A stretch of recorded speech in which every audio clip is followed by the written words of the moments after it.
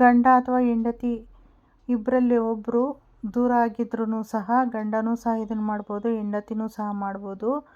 ಯಾರು ಬೇಕಾದರೂ ಇಬ್ಬರಲ್ಲೊಬ್ಬರು ಮಾಡ್ಬೋದು. ಇಬ್ಬರಲ್ಲೊಬ್ಬರು ಮಾಡಿದ್ರೂ ಸಹ ಜೀವನ ಪೂರ್ತಿಯಾಗಿ ಅನ್ಯೋನ್ಯತೆಯಾಗಿರ್ಬೋದು. ಇದನ್ನು ಮಾಡೋದ್ರಿಂದ ಏನು ಮಾಡಬೇಕಪ್ಪ ಅಂದರೆ 2 ಮಣ್ಣಿನ ದೀಪ ತಗೊಂಡು ಮಣ್ಣಿನ ದೀಪದಲ್ಲಿ ಎಳ್ಳೆಣ್ಣೆ ಹಾಕಿ ಎಳ್ಳೆಣ್ಣೆ ದೀಪನ ಹಚ್ಚಬೇಕಾಗುತ್ತೆ.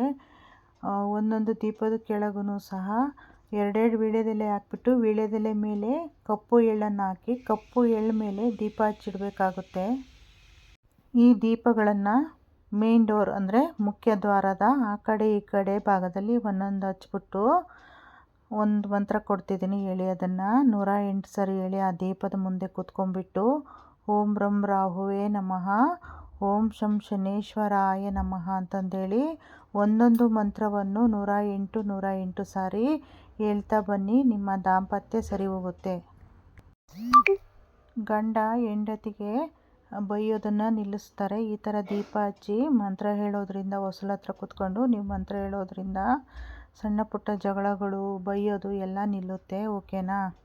ಗಂಡ ಹೆಂಡತಿ ಅನ್ಯೋನ್ಯವಾಗಿರಬೇಕು ಅಂದರೆ ಈ ಅರ್ಧನಾರೀಶ್ವರ ಫೋಟೋನ ದೇವ್ರ ಮನೆಯಲ್ಲಿ ಹಾಕಿ, ಇಲ್ಲ ಅಂತಂದರೆ ಫೋನ್ ಸ್ಕ್ರೀನ್ ಶೇವರ್ ಆಗಿ ಇಟ್ಕೊಳ್ಳಿ. ಇದರಿಂದ ದಾಂಪತ್ಯದಲ್ಲಿ ಅನ್ಯೋನ್ಯತೆ ಇರುತ್ತೆ ಇಬ್ಬರ ನಡುವೆಯೂ ಸಹ.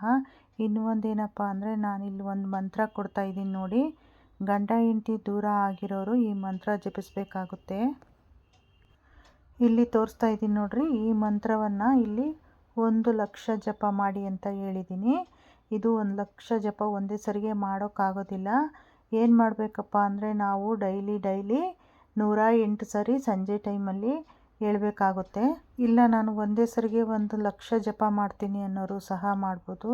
ಇಲ್ಲ ನನಗೆ ಆಗಲ್ಲ ಅಂದರೆ ಸಂಜೆ ವೇಳೆ ದೇವ್ರ ಮನೆಯಲ್ಲಾದರೂ ಮಾಡ್ಬೋದು. ಇಲ್ಲ ಅಂದರೆ ಒಂದು ರೂಮಲ್ಲಿ ಒಂದು ಮ್ಯಾಟ್ ಹಾಕ್ಕೊಂಬಿಟ್ಟು ಮ್ಯಾಟ್ ಮೇಲೆ ಕೂತ್ಕೊಂಡು ಪೂರ್ವಾಭಿಮುಖವಾಗಿ ಕೂತ್ಕೊಂಡು ಈ ಮಂತ್ರನ ಜಪಿಸಬೇಕಾಗುತ್ತೆ.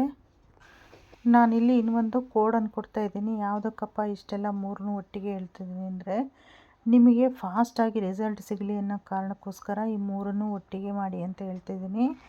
ಈ ಕೋಡನ್ನು ದೇಹದ ಎಡಭಾಗದಲ್ಲಿ ಪಿಂಕ್ ಕಲರ್ ಸ್ಕೆಚ್ ಪೆನ್ನಿಂದ ಬರ್ಕೊಳ್ಳಿ. ಇಲ್ಲಿ ತೋರಿಸ್ತಾ ಇದ್ದೀನಿ ನೋಡಿರಿ. ಇದೇ ಥರ ಬರ್ಕೊಳ್ರಿ. ಸ್ವಲ್ಪ ಗ್ಯಾಪ್ ಕೊಟ್ಬಿಟ್ಟು 888412 ನಾನು ಇಲ್ಲಿ ಹೆಂಗೆ ಮಧ್ಯೆ ಗ್ಯಾಪ್ ಕೊಟ್ಟಿನೋ ಇದೇ ಥರ ಗ್ಯಾಪ್ ಕೊಟ್ಬಿಟ್ಟು ಇದನ್ನು ಬರ್ಕೊಳ್ಳಿ. ಎಲ್ಲಿ ತನಕ ಬರ್ಕೋಬೇಕಪ್ಪ ಅಂದರೆ ನೀವು ಗಂಡ ಹೆಂಡತಿ ಅನ್ಯೋನ್ಯತೆಯಿಂದ ಚೆನ್ನಾಗಿರೋ ತನಕನೂ ಬರ್ಕೋಬೋದು.